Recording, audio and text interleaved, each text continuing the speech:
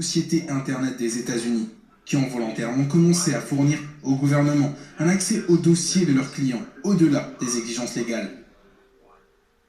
Vous pouvez voir qu'il y a une chronologie très précise où chacun de ces individus a été ciblé sur la base de son impact et de son influence, en quelque sorte, sur l'économie et l'infrastructure d'Internet. Et ça continue encore et encore. Ce n'étaient pas seulement les fournisseurs eux-mêmes, d'accord? C'est aussi ce qu'on appelle la collecte de données en amont. Je sais que vous ne le voyez pas très bien, mais c'est une slide contenant la première mention publique à ce sujet. La communication en amont, c'est-à-dire vos communications, pas seulement via Facebook ou via Google, mais partout où elles passent par les fournisseurs d'accès Internet, par les compagnies de télécommunications. Les groupes comme Fireview ou Blarney, ce sont des noms de codes donnés par la CIA à des groupes comme AT&T et Verizon. Et la question est de savoir que faisait-il, que se passait-il vraiment avec ce type d'information, ce type de contenu. Excusez-moi, j'essaye de trouver une slide bien précise. Quelle était l'utilité de ces informations et pourquoi cela se produisait-il? Dans bien des cas, c'était motivé par le profit. Le gouvernement a dit « Nous rembourserons les coûts, nous fournirons un nouveau secteur d'activité, nous vous mettrons à l'abri des poursuites légales. » C'était l'argument central de la réforme des systèmes de surveillance en 2008. Elle a été adoptée en réponse au programme des écoutes téléphoniques sans ordonnance de à l'abri des poursuites légales. La présidence Bush. En fait, AT&T avait espionné de manière inconstitutionnelle tous les citoyens des États-Unis et du monde entier.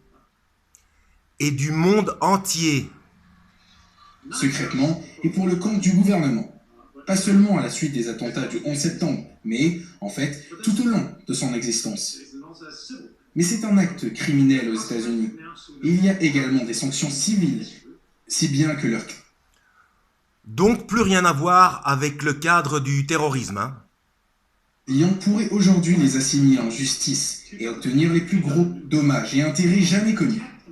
Mais, en 2008, ils ont adopté une nouvelle loi appelée Protect America Act, qui aurait dû être un signal d'alarme pour tous et qui leur a donné une immunité rétroactive.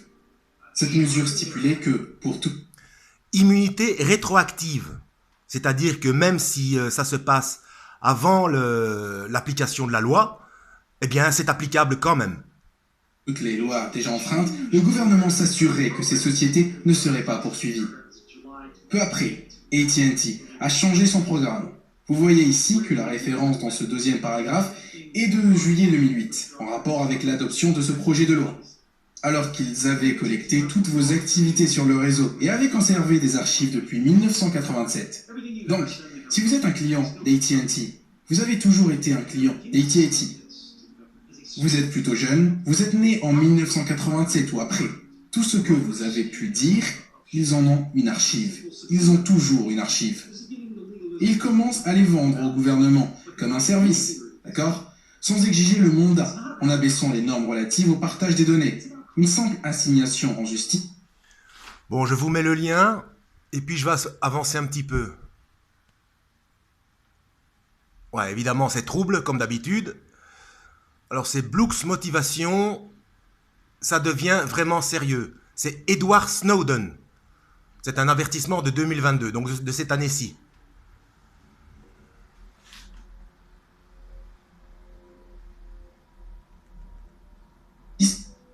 Et des exigences auprès de ces compagnies, lorsqu'un juge avait signé un mandat, afin d'obtenir tout ce qu'il voulait. Et même sans ces nouvelles lois sur la surveillance très sophistiquées qui ne font pas appel à la vraie cour, mais utilisent les raccourcis à tampons officiels. Mais en dehors de cela, ce qu'ils faisaient, c'était d'aller encore plus loin et de commencer à s'intéresser aux liens dans le propre réseau de Google, voyez-vous, entre leurs centres de données. Ils possèdent un centre de données au Royaume-Uni et ils ont un centre de données aux États-Unis, Donc vous voyez, c'est bien Edward Snowden, hein, la voix off. À Hong Kong, un en Suisse, bref, peu importe où. Et ces liens entre ces centres de données n'étaient pas cryptés, voyez-vous. Donc, plutôt que de demander ces informations à Google, ce qu'ils faisaient, ils se greffaient à ces liens, et ils obtenaient les données gratuitement.